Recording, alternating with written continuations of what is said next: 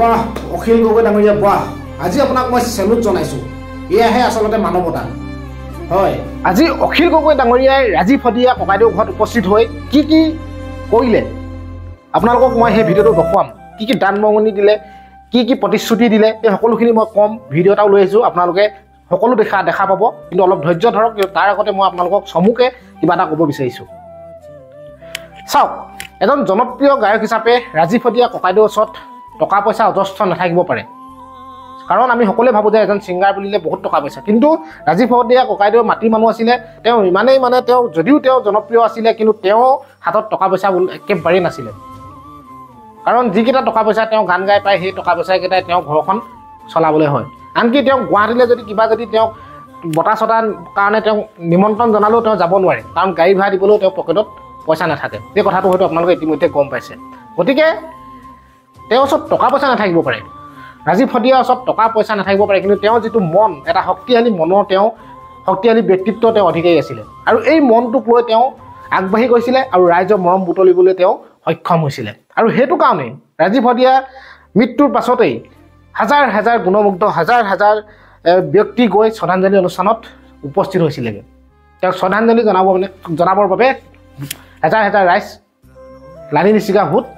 বৈ যোৱা আমি দেখিবলৈ পাইছিলোঁ গতিকে এয়া কিহৰ বাবে এয়া হৈছে এজন শিল্পীৰ প্ৰতি মানুহৰ মৰম ৰাইজৰ মৰম এই মৰম কিন্তু বহুত কমহে দেখিবলৈ পোৱা যায় কিন্তু ৰাজীৱ হদিয়া ককাইদেউৰ লগত কিন্তু আমি যি দেখিলোঁ তাকে আমি দেখি আমি বুজিব পাৰিছোঁ বা আমি উমান পাইছোঁ যে কিমান আচলতে ৰাইজে তেওঁক আঁকোৱালি লৈছে কিমান ভাল পাইছিলে আৰু সঁচাকৈ হঠাৎ যে এনেকুৱা এটা কাল অমানিশা নামি আহিব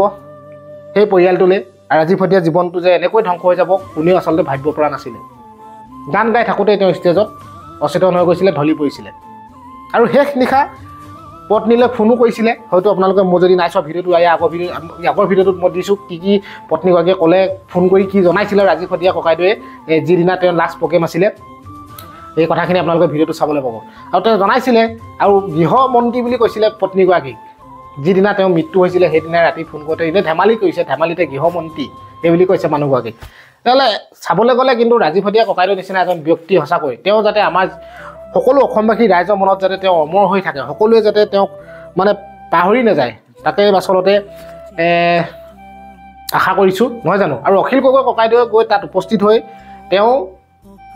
পত্নীগৰাকীক বিশেষকৈ চৰকাৰীভাৱে চাকৰি এটা পোৱাৰ সুবিধা কৰিবলৈ তেওঁ মুখ্যমন্ত্ৰীৰ ওচৰত তেওঁ আবেদন জনাম বুলি কৈছে তেওঁক জনাব যে মানুহগৰাকীৰ কাৰণে এটা চৰকাৰী চাকৰি কাৰণ নহ'লে কি কৰি খাব আপোনালোকেতো গম পাইছে যে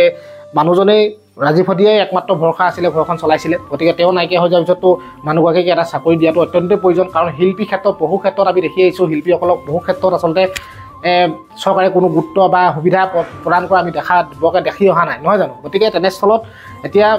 অখিল গগৈ ডাঙৰীয়াই সেইটো প্ৰতিশ্ৰুতি দিছে যে আমি জনাম বুলি কৈছে আৰু ল'ৰাটোক পঢ়া শুনাৰ দায়িত্ব ল'ম বুলি পৰিয়ালৰ সন্মতি সাপেক্ষে ল'ৰাটোক পঢ়া শুনাৰ দায়িত্বও যদি দিয়ে তেতিয়া ল'ম বুলি কৈছে অখিল গগৈ ডাঙৰীয়াই আৰু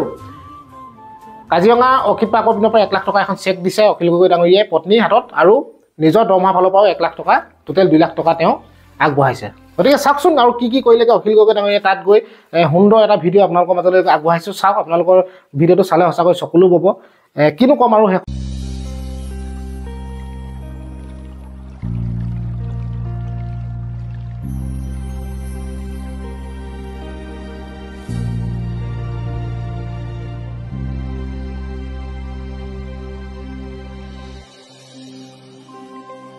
লুইখন ভৰিলে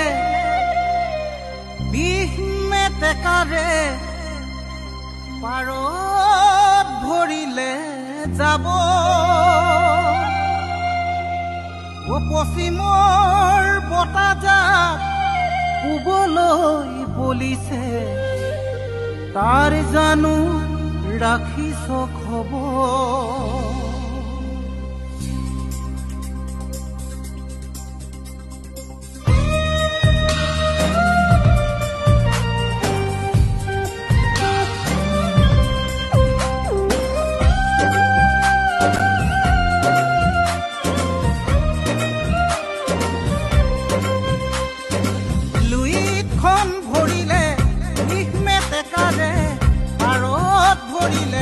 যাব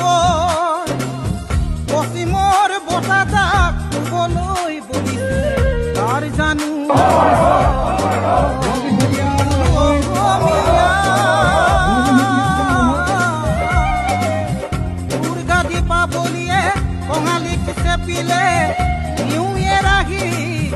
উগালিক নাখিলে পশ্চিমৰ বতাহে ৰঙালীক চেপিছে অসমীয়া জাতি আজি কোন দিশে অসমীয়া জাতি বাৰু কোন দিশে দুইখন ভৰিলে দিশ মেটেকাৰে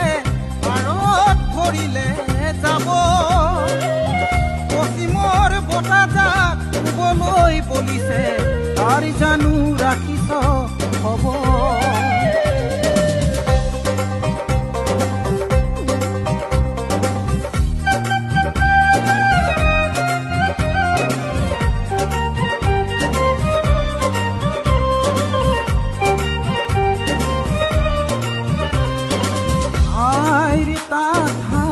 ইতিহাস বেগেত কাপোৰেই আতে তাত বাতি কৰি দিশ পানী তৰি আজি কাপোৰ বৈনো কোনে আৰু কি কৰিছো আমি অসমীয়া মাধ্যমত আমাৰ ল'ৰাক নপঢ়াওঁ মাতৃভাষা নুফুটে মুখ ইংৰাজীও নুফুটে মুখ পাপা মামী বুলি মাতিলেহে ভাল পাওঁ আই পিতাই নিশিকাওঁ লাজ বোলো অসমীয়া ইতিহাস পঢ়িয়াই চা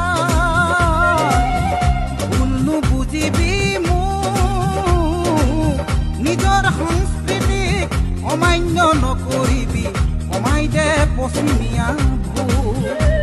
ভুল নিজৰ সংস্কৃতিক অমান্য নকৰিবি কমাই দে পশ্চিমীয়া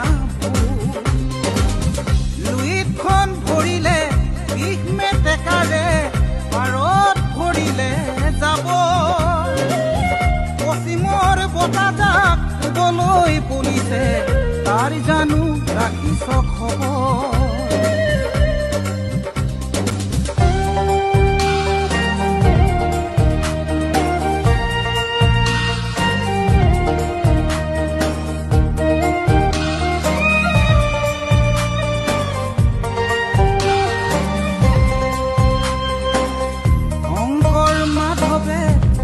নামৰ বাণীৰে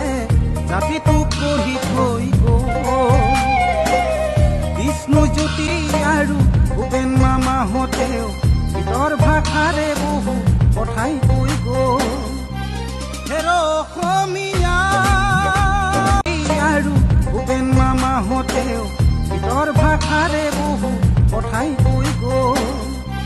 হেৰ অসমীয়া